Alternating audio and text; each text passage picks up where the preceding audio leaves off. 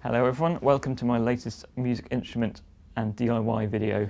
I'm going to be talking about Howard low D whistle and also saying how you can make your own whistles if you've got one of these. I used to have a Shaw low D whistle which had a similar shape to this Clark C whistle, a tapered shape. Holes were easy to reach, but it wasn't tunable, and I was finding it needed so much air to make it play that I was getting really dizzy every time I played it, and I didn't seem to improve, so I sold that one and bought this one after trying about 6 in a shop for an hour, blowing away on different things.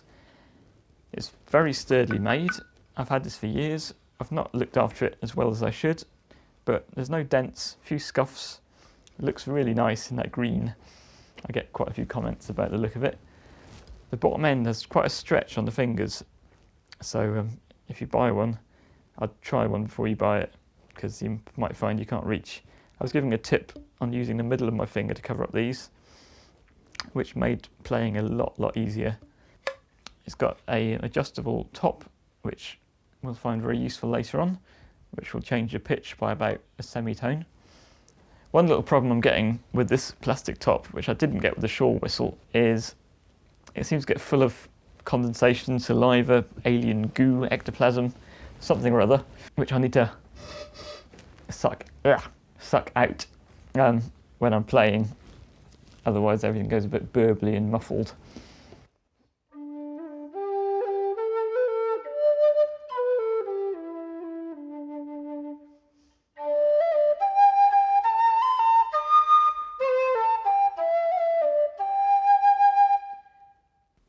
I think it sounds rather nice actually, but the great thing is, since you can take the top off, you can do crazy things like putting it on the wrong end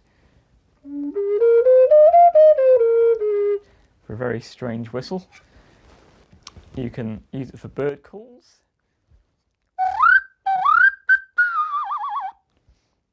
or if you're like me and you've bought a really rubbish clothes rail, the kind where you put your clothes on and it starts to go,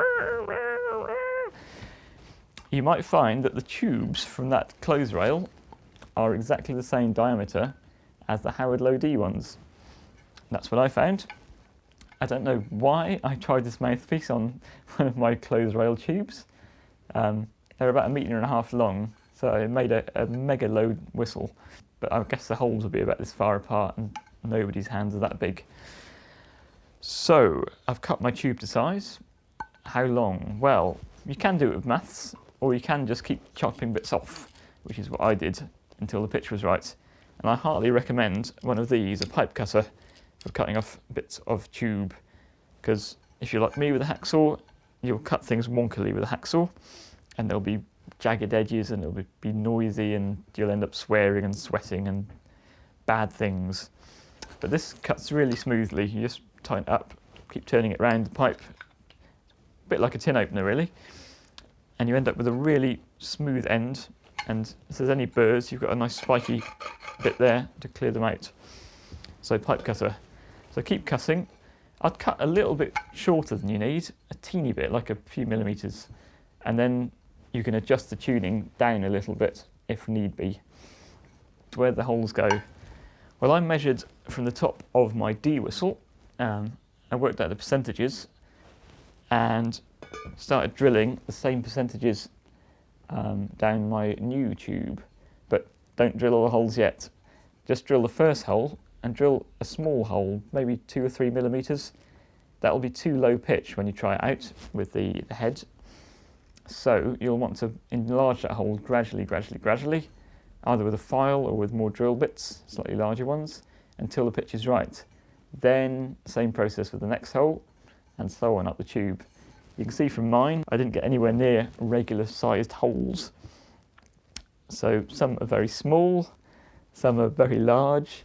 Of course this large one, if I put it a little bit further up, I could have made it a little bit smaller. This one, if I put it a little bit further down, I could have made it a bit bigger, which might have been good. It's nice to have similar size holes.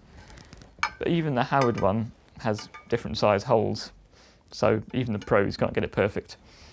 I've put some electrical tape around the top to make it seal a little bit better. It sounds very nice.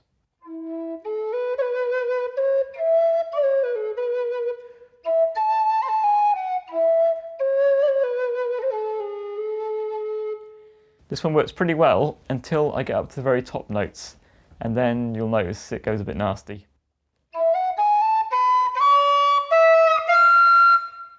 I suspect the reason is because the diameter of the tube is a bit big for that pitch, for the higher pitches. I've also made an F whistle. This one I've made even more of a mess with the holes. I've got a giant hole here and a small hole there, but it sounds okay.